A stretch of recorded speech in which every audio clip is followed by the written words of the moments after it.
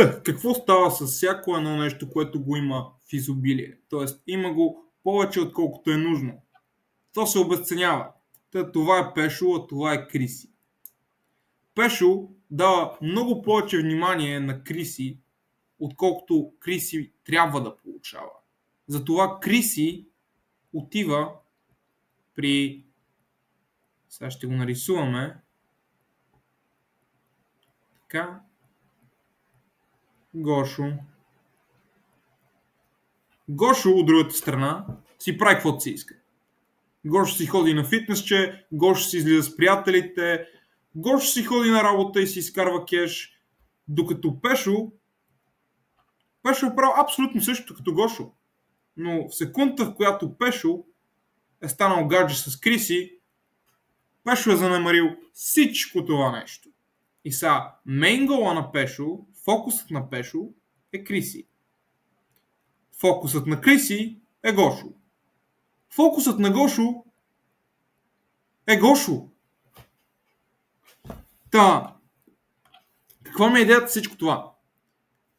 В днешно време, особено в България, мъжете дават значително, даже прекалено много ненужно внимание на жените.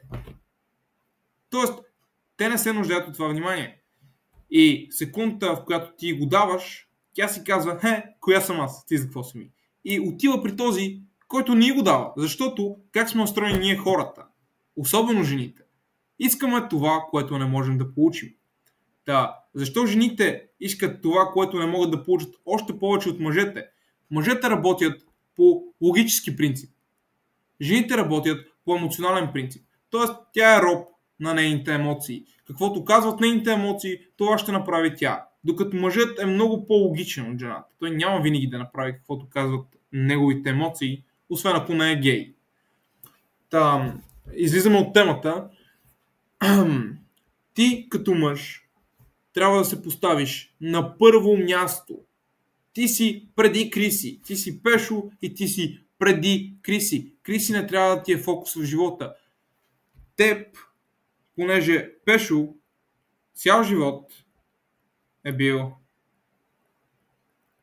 без цензура,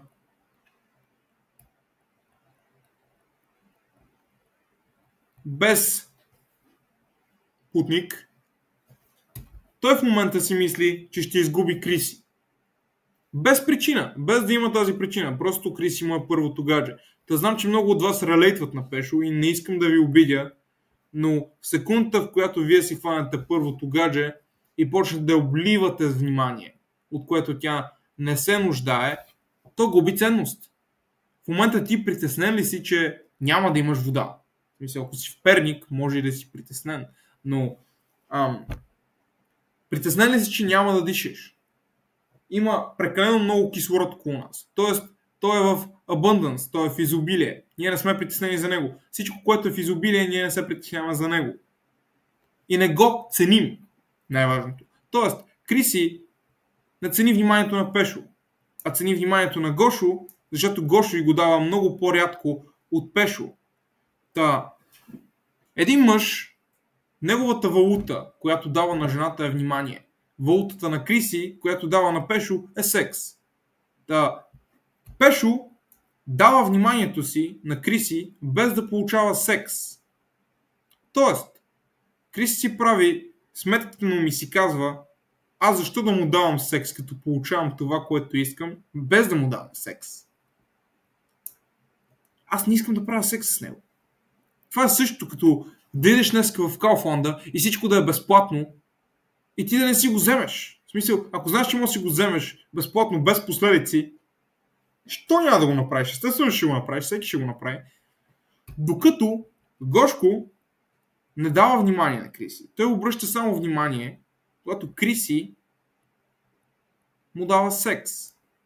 И сега не искам да ви кажам, че трябва да гледате на жените като предмети или така нататък, защото сега знам, че в коментарите някой ще ми напише мисогинистик, нали, така, ти мразиш жените, ти си женомразец. До някъде. Но идеята ми е, че Гошо получава секс, а Пешо не. И ако ти релейтваш на Пешо, трябва да се превърнеш в Гошо.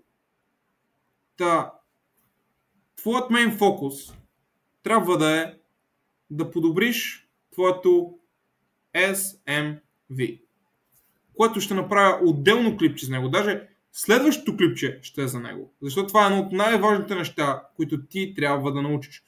SMV е съкратено от Sexual Market Value.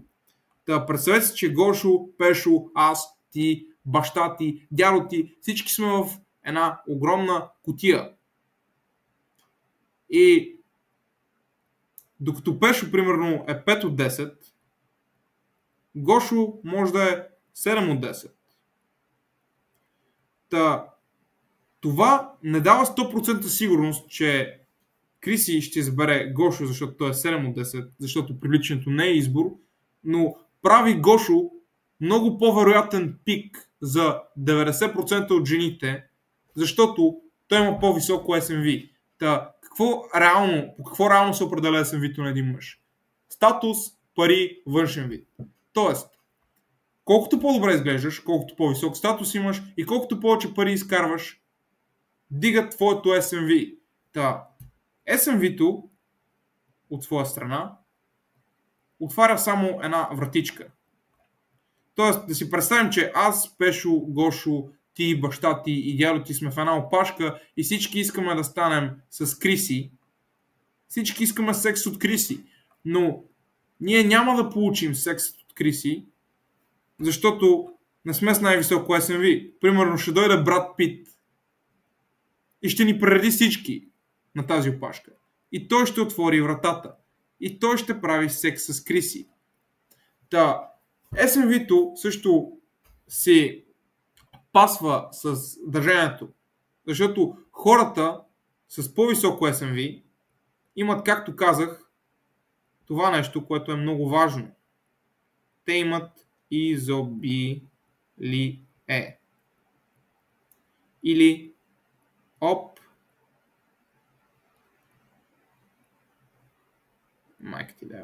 опции. Тоест, хората с по-високо SMV имат изобилие от жени и опции. Те могат да избират от много жени. Също, жените харесват мъже, които други жени ги искат. Един израз от една моя приятелка. Ако аз не мога да се похваля с него, той за какво ми е? Тоест, ако тя не може да се похвали с теб, пред нейните приятелки, ти за какво си? И реално ги разбирам до някаква степен. Ние също се хвалим с жените си. Тоест, ако ти правиш секс с Криси и тя е 10 от 10, естествено, че ако ти Пешо и Гошо ти е приятел, ще отидеш и кажеш, Гоше, ако знаеш днес каква такова. Но това няма значение. Всички тези неща имат огромно значение. И сега ви ги обяснявам много бегло и много просто. Във всички тези неща ще влезем в подробности и ще ви ги обяснявам по-отделно, като ще брейкдаунвам всяко едно от тях.